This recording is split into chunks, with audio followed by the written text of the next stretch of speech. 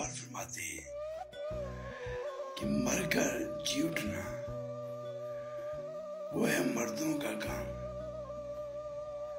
और मुर्शिद बाबा सुल्तान बाबू फरमाते हैं कि जो मुज़क्कर है मर्द,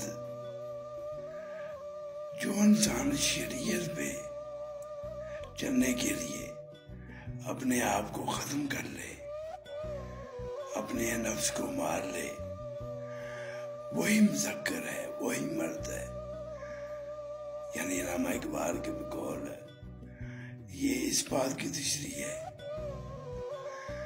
कि हमें जो लोग शरीयत पे हैं वही मर्द हैं, बाकी तो मुअन्नस के मुताबिक है। इसलिए अपने आप को शरीयत पे चलाएं और मर्द बने।